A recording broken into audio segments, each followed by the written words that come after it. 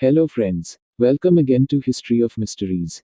अगर आप इस तरह की और वीडियो को देखना चाहते हैं तो हमारी चैनल को सब्सक्राइब कीजिए ताकि हमारी वीडियो अपलोड होते ही आपको नोटिफिकेशन आए। दुनिया में कई रहस्य अनसुलझे और कई सुझाने के लिए काम किया जा रहा है। हमारे इस वीडियो में आप इसे ही रहस्य को जानेंगे। Let's start this video. कुछ लोग मानते हैं कि वे देवताओं के पैरों के निशान हैं। दूसरों को लगता है कि वहां रात में परियां नाचती हैं।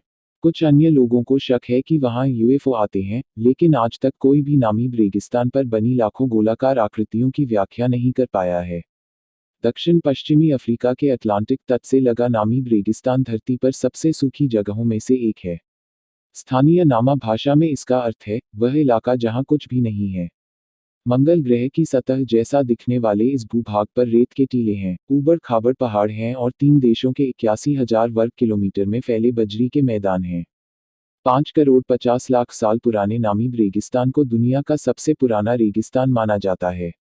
सहारा रेगिस्तान सिर्फ 20 से 70 लाख साल पहले का है। गर्मियों में यहाँ तापमान अक्सर 45 डिग्री सेल्सियस तक पहुँच जाता है और रातें इतनी ठंडी होती हैं कि बर्फ जम जाए। बसने के लिहाज से यह धरती के सबसे दुर्गम इलाकों में से एक है, फिर भी कई प्रजातियों ने इसे अपना घर बनाया है। नामीब रेगिस्तान दक्षिणी अंगोला से नामीबिया होते हुए 2000 किलोमीटर दूर दक्षिण अफ्रीका के उत्तरी हिस्से तक फैला है।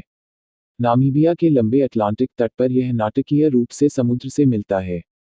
ऐसा लगता है मानो पूरब की ओर रेत का अंतहीन समुद्र फैला हो, जो दक्षिण अफ्रीका के 160 किलोमीटर अंदर विशाल ढलान तक जाता है। नामीब रेगिस्तान के सबसे सूखे हिस्सों में साल में औसतन सिर्फ 2 मिलीमीटर बारिश होती है। कई साल बिल्कुल बारिश नहीं होती। फिर भी ओरिक्स, स्प्रिंगबॉक दोनों हिरण की प्रजातियां, चीता, लकड़बग्घा, शुतुरमुर्ग और जेब्रा ने यहाँ की कठोर परिस्थितियों में खुद को ढाल लिया है। शुतुरमुर्ग पानी के नुकसान को कम करने के लिए अपने शरीर के तापमान को बढ़ा लेते हैं। हॉटमैन के पहाड़ी जेब्रा कुशल पर्वतारोही हैं जिन्होंने रेगिस्तान के बीहड़ इलाकों में खुद को ढाल लिया है। ओरिक्स बिना पानी पिए सिर्फ पौधे की जड़ और कंद खाकर हफ्तों तक जिंदा रह सकते हैं।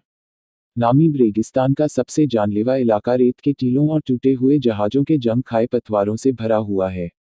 अटलांटिक तट पर 500 किलोमीटर लंबे क्षेत्र में फैला यह इलाका कंकाल तट के नाम से जाना जाता है।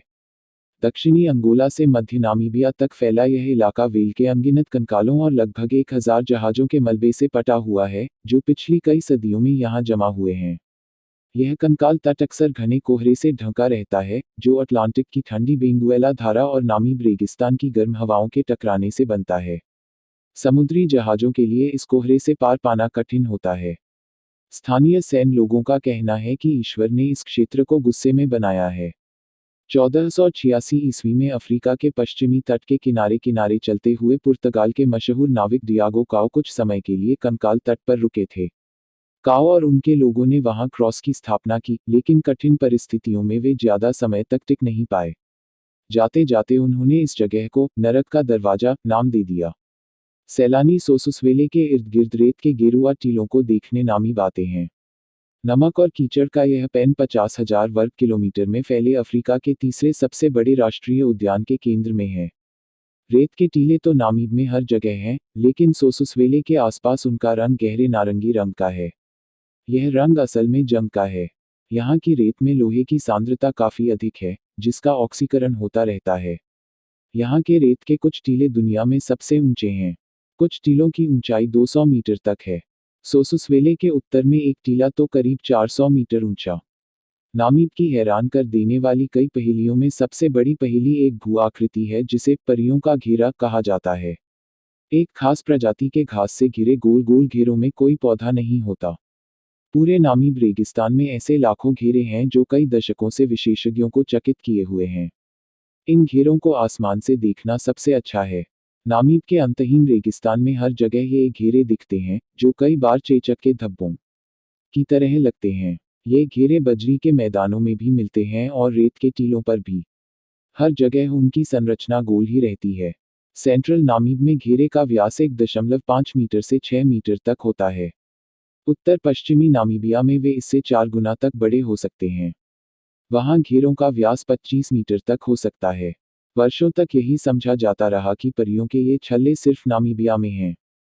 2014 में पर्यावरण वैज्ञानिक ब्रॉनविन बेल ने पश्चिमी ऑस्ट्रेलिया के पिलबारा क्षेत्र में भी ऐसे ही घेरे ढूंढे।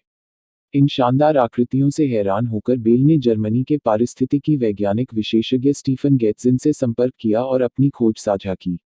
ऑस्ट्रेलिया में मिले घेरे देखने में तो नामीबिया के घेरों जैसे ही हैं, लेकिन दोनों जगहों की मिट्टी की संरचना अलग है।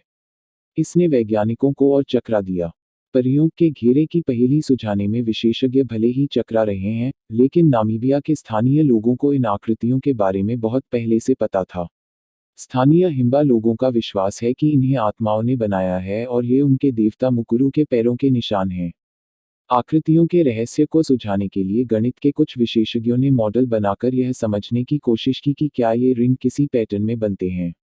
लेकिन नामीब नॉकलुफ्ट राष्ट्रीय उद्यान के बाहर रोस्टॉक रिट्ज डेजर्ट लॉज के मालिक हेन शुल्ट्ज का कहना है कि स्थानीय लोग मानते हैं कि ये रहस्यमय आकृतियां यूएफओ या रात में परियों के नाचने से बनती हैं।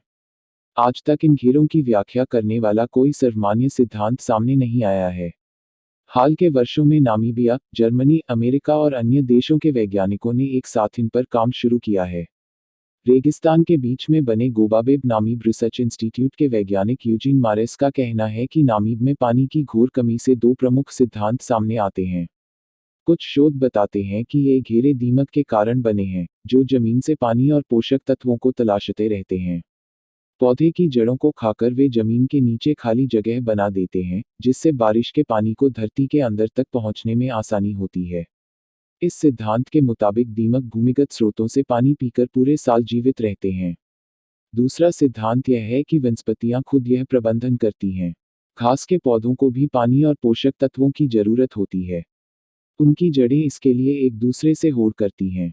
बंजर गोलाकार क्षेत्र जलाशय की तरह काम करता है, जहां से वे पानी और पोषक तत्व लेते हैं। वर्षों के सूखे के बाद घास सूख जाते हैं और धीरे धीरे खत्म हो जाते हैं।